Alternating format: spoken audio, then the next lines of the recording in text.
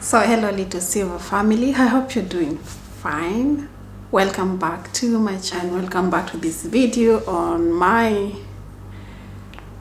Dubai journey playlist, I would call it, because you're going to get a lot of videos on this information. Some of you may wonder, why didn't she tell us before? I believe this information is very relevant even in today, because there are people who wish to come to Dubai and look for work. So yeah, and never be afraid to tell your story whenever you want to tell, and it doesn't matter who else has told the same story. Your story is different and your experiences are unique.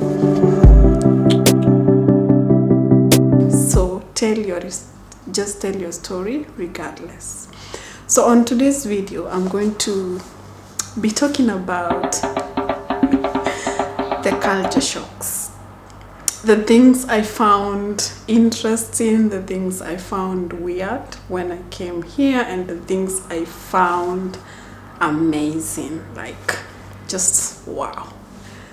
So first thing I found here was the architecture, which in a good way, Dubai has very nice architecture, like from the buildings, the lighting, and amazing, like the transport system, that sort of a thing. So when I came to Dubai the first time, actually my friends always laugh at me for this. When I came to Dubai for the first time and went back home, I felt kuna giza, and like I felt there's no light. It was not well lit, because here, regardless of the time you are in the mall, you're outside, it's 12 a.m, it's all well lit, like unaweza, you can see everywhere. I would recommend for someone who is into building and construction, survey, architectural drawing, you would do better in Dubai as well. And the best way to join those careers is to join like real estate, like join through the real estate way. Like you can just be a real estate agent, and from there then you can build your networks. The second thing I found weird was people calling each other mom, sir, everywhere. You go to the grocery shop, okay mom, yeah mom. I don't know, but in the culture I've been brought up, calling either sir or mom is just like very cliche word. You call either like the most respected someone, but when you call it to everyone and anyone anywhere, it doesn't bring the respect word. And I find it quite intimidating, or I actually personally don't like it. The other thing I found I was shocked about is the living conditions. So my first time coming here, I booked my accommodation through Airbnb, and I would give credit to the Airbnb owner, because the representation of my bed didn't look like what I came to the house and found, because it was the angles, the pictures, and the way the bed looked. In my mind, I thought it's like a bed in my own like small special room alone. Because it was mentioned that the other amenities are shared and stuff like that, so I had no problem with that. Like, of course, I had gone to other Airbnbs before, like at home, and yeah, they're big, but I had just made some research and I saw that living expenses in Dubai are quite higher compared to my country, and I was okay with that. I was okay with sharing with people, but what I didn't know prior is how many people are you going to be sharing with, and where is my bed? So I came to the room, just with my suitcases and just a girl arriving to a new city, ready for adventure. And whew, I called the Airbnb owner, and he came, he received me, then he went and showed me the bed. And actually, there was some wallpaper on the bed, and it was the bed I saw in the picture, but it was an upstairs bed in a room with 8 more people. And I was like, in my mind, I was like, I think I messed up, or I think I'm gonna just stay here for a bit and look for another place to sit. But that was not the case, because there was even worse, like when I started looking. But he was a good host. I enjoyed the stay, but it took me quite some time to adjust, like, you know, coming from home, being independent, having a good job, having your own space, like 1-bedroom apartment, and then shrinking into a room with 8 people. You're sharing the washroom and the kitchen. So that was a little bit traumatizing. Anyway, I got used to it because I had to stay. I didn't have an option of leaving. I knew I wanted to just have this energy around me, and I was sure that I'm quite a flexible person and I can adapt to situations. But that took me quite a while, because that reminded me of my high school days, the dormitory days. I didn't like the setup because it was just, my school had just like an open hall with beds inside, and I didn't like that. So me coming here and wanting to heal and finding this room took me back to like the way the matron would come, like beat us in the dormitories. So, but it was a good one because it helps me clear some of those memories. Another thing is, I find people quite unapologetic. Some people would just not excuse themselves. They wouldn't tell you, excuse me, I want to do this. Someone would just maybe stand behind you and assume you are going to move. Where I come from is like, excuse me, can I use this? But that's not quite the thing here. But living with different people throughout my career, it's different people, but most people are non-excusable. They just like, for example, in the shared place where I used to live, well, several places that I have lived, someone would come to the kitchen and they just stand beside you, and I would sometimes ask, like, what do you want to do? Because that as well determines what am I doing. Maybe sometimes you just don't want like people standing behind you, just want to do your thing. So, not a bad thing though. I understand the cultures are diverse, and it's good that I'm here and I have been relearning stuff, but some things like this are just common sense. So anyways, the other thing was the United Arab Emirates, being an Arabic country, it's mostly connected with like speakers. You'll hear speakers in the mall, speakers in public parks, speakers in pavements.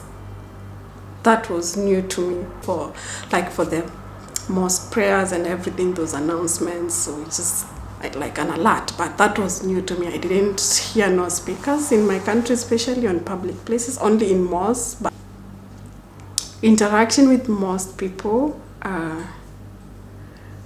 some people know nothing. They know nothing about Africa. They know nothing about diverse tones, and someone would just ask you a question and you're like, are you not supposed to know that? But then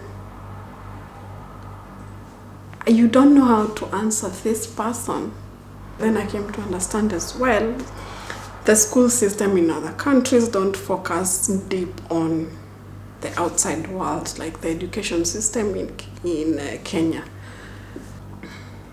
Most of the entry-level jobs here don't consider experience from your own countries as experience, because I don't know. And basically all the companies who recruit at entry-level jobs, they recruit you as unskilled labor. I felt bad for us. I mean, any experience, as long as the field is related, should be considered, like in diverse worlds. And then with the unskilled labor thing, companies are made to make themselves to try and think for you. Like, you don't know what you need to do, you just need to be told what to do, and you have to do what you're told. Then the other thing is over-the-counter medication. You cannot just feel like an headache and just decide, oh, I'm going to buy this. Well, you can buy painkillers, don't get me wrong, but some medicine you cannot buy. Most of the medication, you need a prescription from a doctor. There are some medicine you cannot just decide, oh, I'm feeling an itch, oh, that is a UTI, so I'll just go to the pharmacy and ask for this medication that you have in your head that can treat this, and they'll give you, they'll ask you to go for a checkup and get a prescription from a doctor.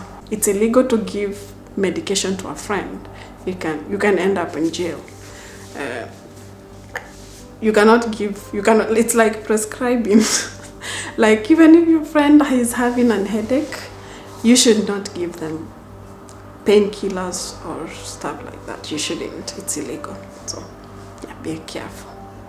There is no adult toys in UAE. Like, you cannot just walk into a shop and buy like a vibrator or whatever the case. But this information I knew from home, so I didn't carry like my dildo. I didn't carry any adult toy when I was coming here, because I don't like embarrassment. So I couldn't go with it to the airport and just have my bag searched, and then we don't allow this in this country. So yeah, there is no adult toys in this country. It's actually illegal as well to sell them. I have never seen a shop. Even if you buy on the outside, it will be able to be delivered here. So you have to sort yourself. So the other thing is skin products. Most of the population in UAE is Asian population, and most of their products have skin lightening element, and this is not something I would prefer in my skin products, because I do not intend to do any modification on my skin. I'm so proud of my skin. So you have to be careful whenever you're buying your skin products. If you prefer the lightening ones, it's fine with you. But if you totally don't prefer lightening creams, lightening facial stuff, just be careful. Read, because they are written, and find the best product that suits you. Breathe in steam. Unaonanga inji ikichemka vile ulikuwa unaangalia from far, it's chemka in that steam. So even before the mask, you would feel this kind of wave. Oh, it's so hot. Yes, be ready for very, very extreme hot climate when you come here. You feel the heat burning. It's like the wind. So when you breathe, sometimes you feel like you're breathing steam. The other thing is you cannot buy alcohol at any shop or just walk into a supermarket and buy alcohol because it's illegal. You have to have a license. However, I would say it's not that pricey. Like you can just go to a bar or a pub and drink. Knowing my country and knowing that I can just walk into a Naivas and go to the liquor section and buy, then I found that a little bit of a culture shock. So maneno ya pombe mwache nyumbani. But anyways, you can still drink in a pub. You can go out and drink. Yeah. Then another thing is the security. The security is very commendable in this country. It's very secure. Sometimes I walk with my bag open and people will be like, oh, your bag is open. And I'm like, yeah, I know. I'm in Dubai. But I wouldn't dare try that in my country because the security level is not advanced as here. And most places are actually very open. Even like, I would say the palace, this is a place you can just walk. It's not like enclosed like our White House. And another thing is, one time we just went with my friends and went to try a cafe inside a golf course. The way I know my country, you're not even allowed to go inside a golf course if you're not a member. So you cannot go in, whether you're going to play or you're going to watch a game or there's a cafe inside. The cafe inside is exclusively for members, But we were able to go to this cafe and just chill out and come out. It felt good. Broken English or no English at all. It's super weird, but I think I just had high expectations for people in Dubai, but I was surprised. Like most people would speak not good English, especially in the I would say the most economy sector, whereby it's the grocery shop, it's like the local supermarket, the train station and stuff like that. Like sometimes you speak English and people don't understand you, so you have to speak broken English and then people will relate to what you're saying. When you come here, it's officially broken English for the most part of your life. And the other thing that I remember till today is, this is like a common thing that you should do. Like you should not use gestures because some gestures mean different things to different people. So with that, I prefer not to use gestures at all, and you as well don't use gestures because some gestures may mean bad words and it's not good. But one time I was new, I got to a bus and like the bus has like 3 doors and then there's a smaller door near the driver and I was getting in. So when I was getting in, the driver looked at, I was trying to tap, but my card was not reading. So the driver did this to me. He did like this. So I was like, in my mind, so many things were going through because this, in my country, it means like I'm about to snap. If your mom does like this, like the beating you're about to receive is unmeasurable. So I didn't get over it. Okay, my card later tapped and I went in, but I kept thinking back at home, like, what did I do to this driver? What was he? I started even feeling pity for him and feeling like it's like maybe he was going through stuff, and me thinking like, I hope he is okay. I hope it's not nothing much and he should be fine. But then I was worried for nothing. This gesture here means wait. I didn't know. So I asked, later on I asked my friend, I have something that has been disturbing me and I want to know the meaning. What does this mean? My friend just laughed and he said, it means wait. And I was like, oh. I laughed at myself. I've never forgotten that things.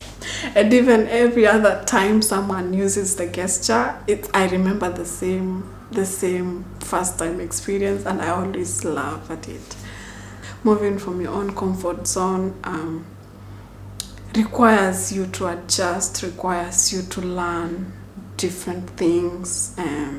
Yeah, I would say that was good exposure, good experience, and I have loved the journey so far, and it's worth it. Sometimes you just think of the experiences and you just want to re-experience them and feel the first time excitement. But then I would say just be respectful whenever you move to new environments. Try to understand people, know that people come from different backgrounds, they come from different upbringing, they have different views in life, and you should respect that. So that's all for this video, and I hope you enjoy it. Don't forget to like, comment, subscribe, and share to your friends. And I hope to see you on the next video. For today and for this video, bye bye.